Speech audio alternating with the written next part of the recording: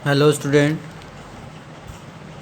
दूसरा video start करते हैं सॉलिड स्टेट का। स्टूडेंट, अब तक हम लोगों ने जो पढ़ा था वो सॉलिड स्टेट का एक बेसिक आइडिया था, कुछ प्रॉपर्टीज़ थी और टाइप्स ऑफ सॉलिड स्टेट में क्रिस्टलाइन सॉलिड और एमार्फस और उनकी कुछ प्रॉपर्टीज़। आपने बस क्रिस्टलाइन सॉलिड ही पढ़ा है, एमार्फस पढ़ना नहीं है। आइए देखते हैं लैटिस, बड़ा इंपॉर्टेंट टॉपिक है आज का। लैटिस क्या होता है, पूरा सॉलिड स्टेट डिपेंड करेगा यहाँ पे। लेकिन लैटिस क्या होता है, जो कंस्टिट्यूएंट पार्टिकल का अरेंजमेंट होता है सॉलिड के अंदर, तो वो 3D में जो होता है उसी अरेंजमेंट को हम क्या बोलते हैं, लैटिस बोलते हैं। या उस पॉइंट को, इसको पॉइंट को भी हम क्या बोल सकते हैं, लैटिस बोल सकते हैं। जैसे घर में कोई दीवार बनी होती है स्टूडेंट, वो किससे बनी होती है, ब्रिक से। तो ब्रिक को आप कंस्टिट्यूएंट पार्टिकल मान लीजिए और उससे जो पूरी दीवार बनती है उसको आप क्या मान सकते हो, लैटिस मान सकते हो। तो ये जो 3D अरेंजमेंट होता है कंस्टिट्यूएंट पार्टिकल का सॉलिड के अंदर, उसको आप क्या बोल सकते हो, लैटिस। या पॉइंट के, इसको पॉइंट अगर मान लेते हो आप कंस्टिट्यूएंट पार्टिकल को, तो भी उसको आप क्या बोलोगे, लैटिस बोल सकते हो। एक सिंगल, जो सिंगल ब्रिक होता है वॉल के अंदर, वैसे जो कंस्टिट्यूएंट पार्टिकल होता है सॉलिड के अंदर, एक सिंगल एटम को या पॉइंट को आप क्या बोल सकते हो, लैटिस पॉइंट बोल सकते हो। अब पूरे इसको आप अरेंजमेंट को क्या बोलोगे, लैटिस बोलोगे। यहाँ पे देखिए। ओके स्टूडेंट, अब देखिए यूनिट सेल क्या होता है। वही चीज़ है फिर से, यहाँ पे वाल के अंदर जो एक ब्रिक है वो यूनिट सेल हो गया, उससे छोटा कुछ भी नहीं है, उससे मिल के पूरी वाल बनी है। तो जो लैटिस बनी है उसमें छोटे छोटे यूनिट सेल्स होते हैं। अब उसको बनाते कैसे, निकालते कैसे स्टूडेंट, ये जो अरेंजमेंट मैंने बनाया हुआ आप देखेंगे, एक एटम यहाँ लिया, देखते चलिएगा। एक एटम जो मैंने दूसरा जब शुरू किया लाइन, ये देखिए, तो इसके एकदम मिडिल में एटम रखा, इसके एकदम मिडिल में एटम रखा, इस दोनों एटम के मिडिल में एटम। तो आप भी ऐसे ही अरेंजमेंट बनाएंगे, क्योंकि अरेंजमेंट ऐसे ही होता है। ये चीज़ रिलेटेड है पैकिंग इफ़िशियंसी से, जो कि आप आगे भी पढ़ेंगे। पर आप ये जानिए इससे होता क्या, जैसे आप अक्सर देखते होंगे दुकान पे जो लड्डू पैकिंग करते हैं दुकानदार, शॉपकीपर्स कैसे करते हैं, वो पहला ऐसे बनाते हैं, फिर इसके बाद दूसरा जो लाइन बनाते हैं उसको दोनों के बीच में लड्डू रखना शुरू करते हैं। इससे होता क्या है, कम स्पेस में ज़्यादा से ज़्यादा वो रख पाएंगे। तो पैकिंग इफ़िशियंसी से रिलेटेड है, ये भी आगे आएगा कि भाई इस तरह से क्यों रखा जाता है। चाहते तो हम यहाँ से भी स्टार्ट कर सकते थे दूसरी लाइन, इस एटम के जस्ट नीचे, इस एटम के जस्ट नीचे एटम रखते, इसके जस्ट नीचे एटम रखते, पर ऐसे नहीं। पैकिंग इफ़िशियंसी को बढ़ाने के लिए ऐसे एटम रखे जाते हैं। अब यूनिट सेल क्या होता है स्टूडेंट, ऐसा 3 डायमेंशनल अरेंजमेंट जिससे मिल के पूरा लैटिस बना होता है। तो एक उसको सेल को क्या बोलते हैं, यूनिट सेल बोलते हैं। The smallest 3D unit which can form lattice after repetition, मतलब एक के बाद एक यूनिट सेल, ऐसे जैसे ब्रिक लगाते जाते हो आप और वो पूरा लैटिस, पूरा दीवार बन जाता है। तो इस तरह से जो स्मॉलेस्ट पार्ट होता है उसको क्या बोलते हैं आप, यूनिट सेल बोलते हैं। देखिए मैं एक बनाने की कोशिश कर रहा हूँ, आप ध्यान दीजिएगा। एक मैं लैटिस बना रहा हूँ, यहाँ पे यूनिट सेल एक्चुअली बना रहा हूँ स्टूडेंट। ये देखिए, इससे इसको मिला दिया, इससे इसको मिला दिया, इससे इसको मिला दिया, इससे इसको मिला दिया, देखिएगा आप। फिर यहाँ से इसको मिला दिया और यहाँ से, एक्चुअली यहाँ से इसको मिला दिया, यहाँ से इसको मिला दिया, यहाँ से इसको मिला दिया, यहाँ से इसको मिला दिया, यहाँ से इसको मिला दिया, यहाँ पे। अब ये क्या बन गया, एक यूनिट सेल बन गया स्टूडेंट। ऐसे ही आप रिपीट करके भी बना सकते हो, ऐसे बिल्कुल ही। अब देखिए बहुत ही आसान है ये, समझेंगे तो। अब बहुत ही आसान चैप्टर है ये, इमेजिनेशन पावर पे है आपके। अगर आप इमेजिनेशन, आप पावर अच्छा रखते हो तो आप आसानी से इस चीज़ को बना पाओगे। ओके स्टूडेंट, अब देखिए ये चीज़ आगे बनता जाएगा, इसको यहाँ ले आइए। तो ये चीज़ क्या होगा, बनता जाएगा। एक्चुअली ये यहाँ रहेगा, ये यहाँ रहेगा। तो इस तरह से आप यूनिट सेल ऐसे बना सकते हो। अब ये रिपीट होता जाएगा और आपका यूनिट सेल क्या होगा, बनता जाएगा। चलिए यहाँ पे एटम है नहीं, इसको छोड़ते हैं यहाँ। तो ऐसे आप अरेंजमेंट को बनाते जाएंगे, ऐसे रिपीट करते जाएंगे और आपका यूनिट सेल बनता जाएगा। फिर आगे भी आप बना सकते हो, इसको यहाँ से जोड़ के, इसको यहाँ से जोड़ के, इसको यहाँ पे ला के, इसको एक और यूनिट सेल आप बना सकते हो ऐसे। ये देखिए बिल्कुल, ये यूनिट सेल ऐसे बन जाएगा। ऐसे रिपीट करते गए और आपका यूनिट सेल बनता गया और पूरा क्या बन जाएगा, लैटिस बन जाएगा। तो जो स्मॉलेस्ट होता है 3D यूनिट, जो कि लैटिस का फॉर्मेशन कर सकता है, उसको रिपीटिशन के बाद उसको आप क्या बोल सकते हो, यूनिट सेल बोल सकते हो। ठीक है, अब देखते हैं यूनिट सेल कितने टाइप की हो सकती है, depend on the arrangement of constituent particles. देखिए कई बुक्स में सीधे 4 टाइप्स के दिखा दिए गए हैं, सिंपल या प्रिमिटिव यूनिट सेल। हमने क्या किया, 2 कैटेगरी बनाई, एक सिंपल बनाई, एक सेंटर्ड बनाई है।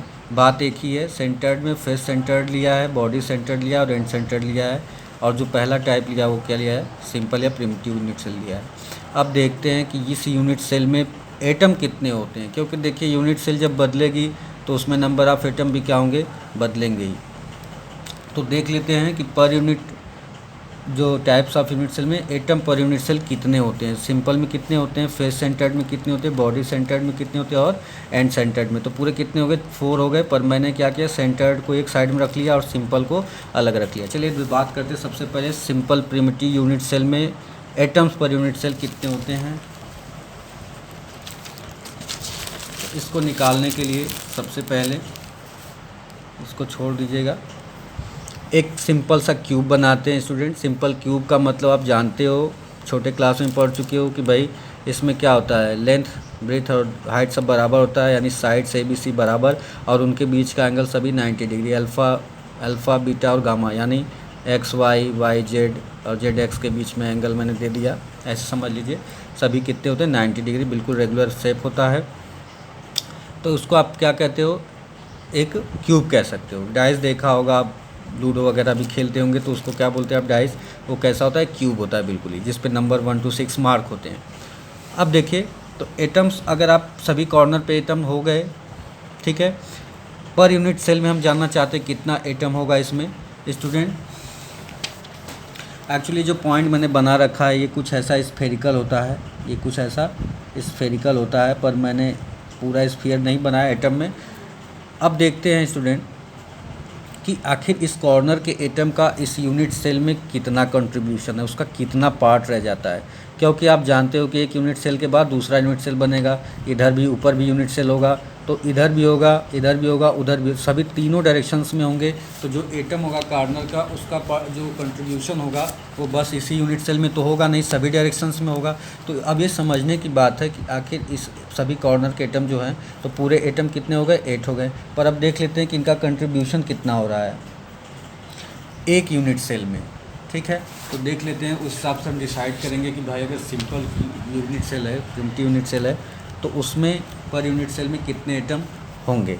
तो देखिए स्टूडेंट, पहली बात इसको समझिए, इमेजिनेशन की बात है। ये जो एटम है यहाँ पे रखा हुआ है, पहले आधा पार्ट तो इसका पहले ही बाहर हो गया है, ये देखिए आधा पार्ट तो दूसरे यूनिट सेल में पहले ही चला गया है।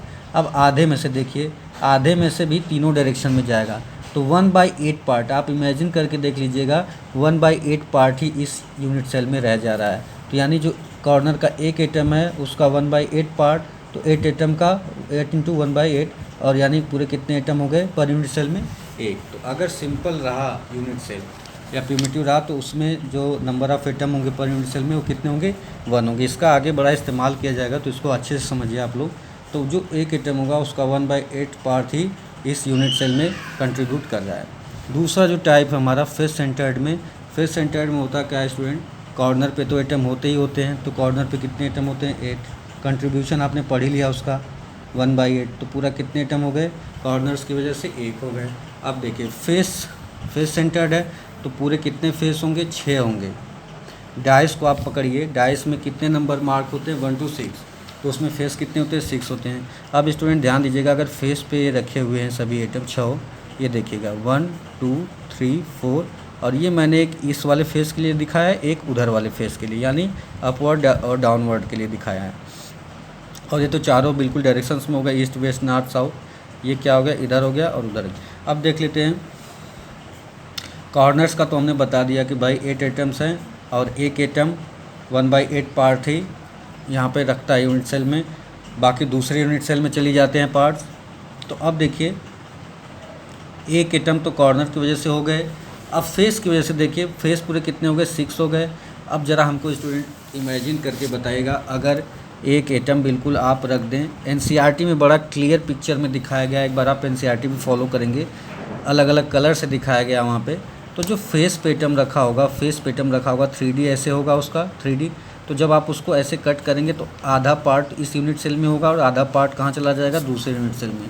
तो यानी भाई एक एटम जो फेस पे होगा वो हाफ पार्ट कंट्रीब्यूट कर रहा है इस यूनिट सेल में, यानी टोटल 6 फेस हो गए, तो टोटल कितने एटम हो गए 3, और कितने हो गए भाई फेस और कॉर्नर मिला के 4 एटम हो गए पर यूनिट सेल में, अगर वो फेस सेंटर्ड यूनिट सेल है तो अगर वो सिंपल है तो उसमें 1 हो गए, 1 एटम पर यूनिट सेल हो गया, और अगर वो फेस सेंटर्ड है तो 4 एटम पर यूनिट सेल हो गए।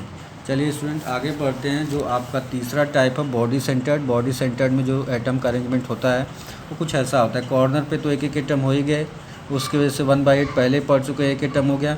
एक बिल्कुल बॉडी के बिल्कुल सेंटर में होता है स्टूडेंट, ये कॉर्नर पे नहीं होता, एकदम बिल्कुल कहाँ होता है सेंटर पे होता है, फेस पे भी नहीं होता। तो सेंटर पे जो होता है तो इसका पूरा पार्टिसिपेशन इसी यूनिट सेल में है, इसलिए हम यहाँ पे क्या लिखेंगे 1 लिखेंगे, और 1 और 1 ये सब मिला के कितना हो जाएगा 2। तो बॉडी सेंटर्ड यूनिट सेल है तो उसमें टोटल नंबर ऑफ एटम कितने हो जाएंगे 2 हो जाएंगे। इस चीज़ को समझिएगा। बॉडी के बिल्कुल ये 3D डायरेक्शन 3D फिगर है स्टूडेंट, बिल्कुल सेंटर में रखा हुआ है ये जो एटम है, तो इसका कहीं दूसरे यूनिट सेल में कोई पार्टिसिपेशन नहीं है, पूरा का पूरा इसी यूनिट सेल में है। तो पूरा एक लेंगे तो एक कॉर्नर की वजह से और एक बॉडी में जो एटम है उसकी वजह से, तो पूरे एटम कितने हो गए 2 हो गए। अब जो लास्ट आपका है एंड सेंटर्ड का देख लेते हैं एक बार। एंड सेंटर्ड में स्टूडेंट क्या है, कॉर्नर्स के तो होंगे ही होंगे, कॉर्नर की वजह से एक एटम का पार्टिसिपेशन हुआ इस यूनिट सेल में, और एंड में एंड आप कोई 2 ले सकते हो, बस ये ध्यान रहे वो अपोजिट एंड होना चाहिए, चाहे आप यहाँ ले लें अपवर्ड डाउनवर्ड ले लें या इस डायरेक्शन में ले लें लेफ़्ट टू राइट ले लें।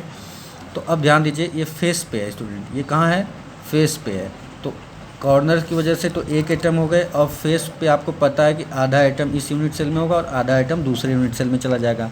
तो पूरे फेस कितने हैं 2 हैं, तो 2 एंड 2 हैं, और 2 इंटू हाफ करेंगे क्योंकि हाफ ही रह रहा है इस यूनिट सेल में, तो 1, यानी इसमें भी कितने 2 एटम पर यूनिट सेल में होंगे।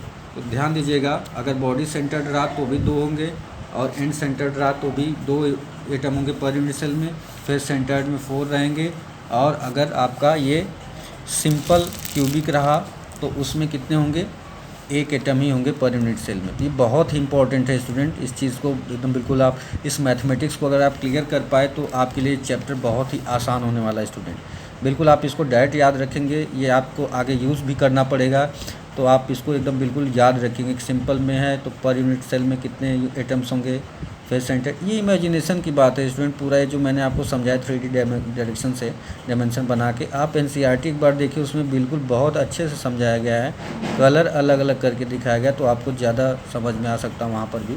पर ये आपको याद होना चाहिए पर यूनिट सेल में कितने एटम होते हैं, चाहे वो सिंपल हो, फेस सेंटर्ड हो, बॉडी सेंटर्ड हो या फिर एंड सेंटर्ड हो। उम्मीद है आप ज़रूर समझ पाएंगे स्टूडेंट। अब अगले वीडियो में आगे बढ़ाएंगे इस चैप्टर को। Okay student, thank you.